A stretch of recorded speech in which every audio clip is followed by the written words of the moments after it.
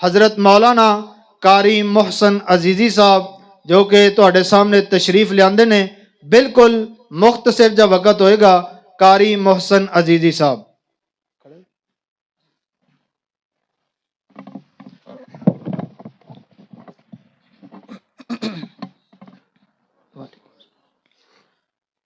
السلام علیکم ورحمۃ اللہ وبرکاتہ۔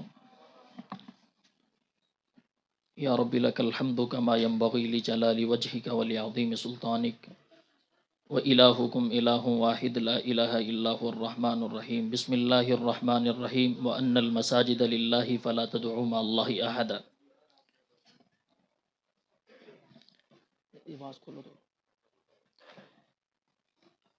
عزیزم برادران اسلام، یہ مسجد، یہ اللہ کا گھر، یہ مدرسہ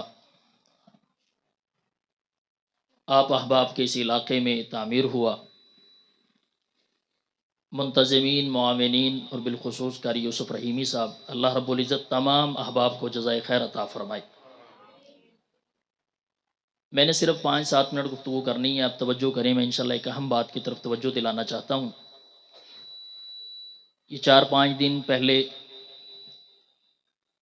میرے کمزور کندھے پہ ایک بہت بھاری ذمہ داری اہل حدیث یوتھ فورس ضلع خانیوال نے لگائی ہے۔ مجھے سٹی یونٹ کا جنرل سیکرٹری بنایا گیا اور میرے ساتھ مولانا ابو بکر محمدی صاحب ہیں، یہ صدر ہیں ہمارے۔ اسی حوالے سے میں آج آپ کے سامنے 1-2 گزارشات کرنا چاہتا ہوں کہ مسجد ہم نے بنا لی، پیسے بھی لگائے، لوگوں نے تعاون بھی کیا۔ یہ ایک بہت بڑا اہم کام تھا جو ہم نے کر لیا۔ اب دوسرا اہم کام اس کی آباد کاری کا ہے۔ ہمارے ہاں سب سے جو بنیادی مسئلہ ہوتا ہے وہ یہی ہوتا ہے کہ مسجدیں آباد نہیں ہوتی۔ لوگ مسجدوں کی طرف آتے نہیں، لوگ مدرسوں کی طرف آتے نہیں۔ اقبال نے کہا تھا نا، مسجد تو بنا لی شبر میں ایما کی حرارت والوں نے، من اپنا پرانا پاپی برسوں سے نمازی بن نہ سکا۔ یعنی نمازی نہیں ہے معاشرے میں، مسجدیں بے شمار ملیں گی، لیکن آپ کو اس مسجد میں سجدہ ٹیکنے، سر ٹیکنے والے نظر نہیں آئیں گے۔ یہ ہماری اس معاشرے کے اندر اللہ کا گھر ہونے کے باوجود، مسلمان ہونے کے باوجود، کلمہ پڑھنے کے باوجود، اگر ہمیں نماز کی، سجدے کی اللہ کے گھر میں توفیق نہیں ملتی تو میں سمجھتا ہوں یہ ہماری سب سے بڑی کمبختی۔ ہمیں مسجد کے قریب آنا چاہیے۔ آپ سے ایک گزارش یہ کرنے لگا ہوں کہ اللہ کے گھروں کو آباد کرنا ہے۔ مسجد بنا کے انتظامیہ کی ذمہ داری نہیں ہوتی کہ وہ مسجد کو چلائیں۔ جس علاقے کے اندر مسجد ہو، اپنے بیٹے کی بات کو یاد رکھنا، اس کے ارد گرد رہنے والے سارے لوگ قیامت کے دن اللہ کی بارگاہ میں جواب دہ ہوں گے، کیونکہ یہ اللہ کا گھر سب کا ہے۔ یہاں پہ جٹ بھی آئیں گے، جہاں پہ رانے بھی آئیں گے، جہاں پہ گجر بھی آئیں گے، کسی پہ پابندی نہیں لگائی جائے گی۔ جو بھی آ سکتا ہے آئے، سجدہ کرے، رب کے سامنے جھکے، رب کے سامنے بیٹھے، دعائیں کرے، اللہ کو منا کر کے چلا جائے۔ کسی پر پابندی نہیں ہے۔ جب نماز پڑھنے کی کسی پر پابندی نہیں ہے، پھر خدمت کرنے کی بھی کسی پر پابندی نہیں ہے۔ ہم سب کی یہ ذمہ داری بنتی ہے، ہم اس پروردگار عالم کے گھر کو آباد کریں۔ آباد کرتے رہو گے، قیامت کے دن جنت کے اندر پروردگار عالم تمہارے گھروں کو آباد کر دے گا۔ دوسری بات، مسجد بنانا اور پھر مسجد بنا کر کے اہل علاقے کو اس بات کی طرف توجہ دلانا کہ لوگوں آؤ مسجد کے ساتھ روابط اچھے کرو، مسجد کے ساتھ جڑو۔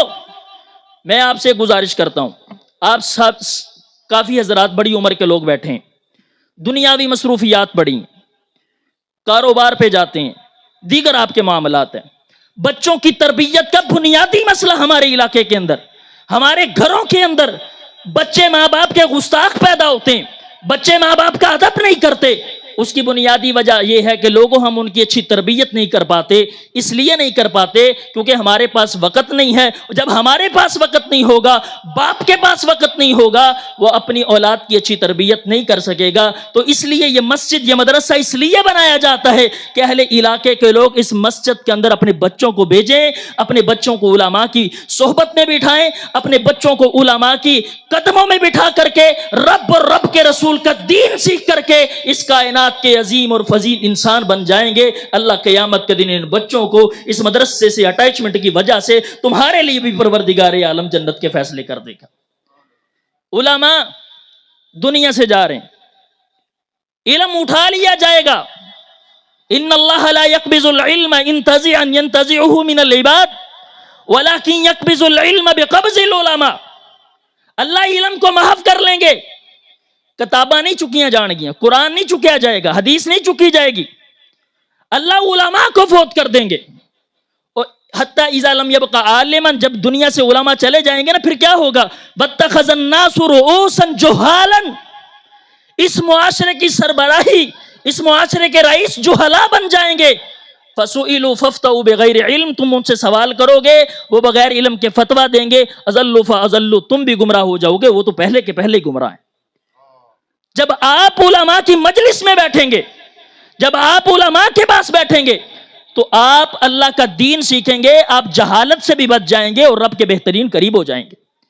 ہمارے معاشرے میں جو ایک فتنہ چل رہا ہے آپ دیکھتے ہیں, یہ مرزا جیلمی اور غامدی کا یہ کتنا بڑا مسئلہ, نوجوان طبقہ جو ہے یہ ان سے بڑی محبت کرتا ہے, بڑی ان کی فین فالوئنگ ہے, بڑے لوگ ان کو سنتے ہیں, ان کے پاس جاتے ہیں اور ان کی گفتگو سن کر کے بڑے متاثر ہوتے ہیں. اس کی وجہ یہ کہ ہم نے علماء کی مجلس میں بیٹھے نہیں, ہم علماء کے پاس آئے نہیں, ہم نے دین سیکھا ہی نہیں.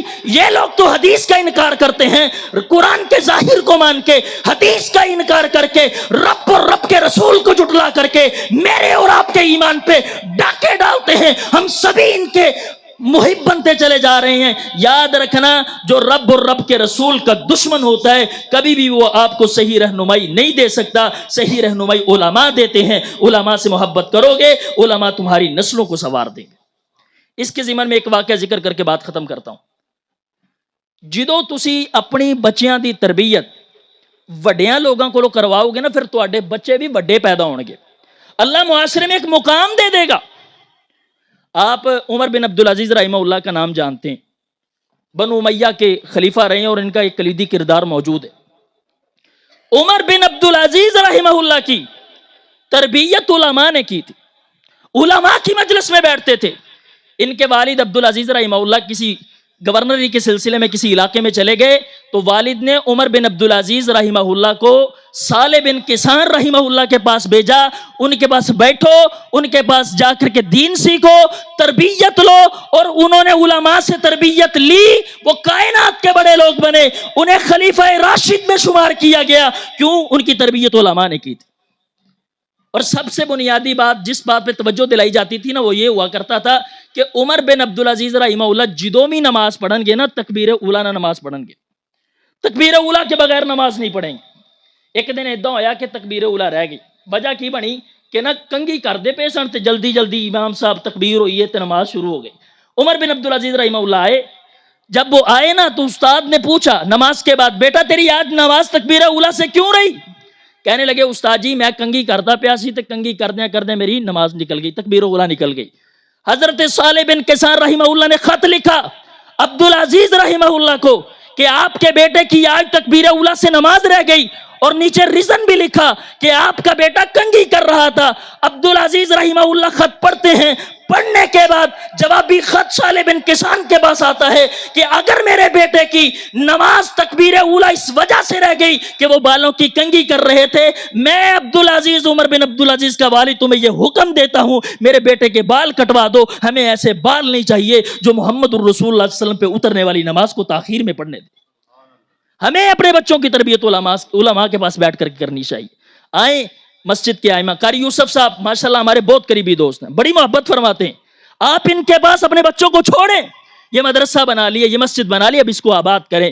اگر یہ مسجد یہ مدرسہ آباد ہو گیا, خدا کی قسم قیامت کے دن اللہ نجات کے فیصلے کر دیں گے. ورنہ یہی جگہ یہی مسجدیں قیامت کے دن میرے اور آپ کے خلاف کھڑی ہوں گی. اللہ مالک سے دعا ہے اے پروردگار عالم ہمیں ان مسجد کو آباد کرنے کی توفیق دے, ان مدرسوں کو آباد کرنے کی توفیق دے, اپنے بچوں کو علماء کے مجالس میں بیٹھنے کی اللہ توفیق دے. اقول قولی ھذا واستغفر اللہ لی ولکم ولسائر المسلمین.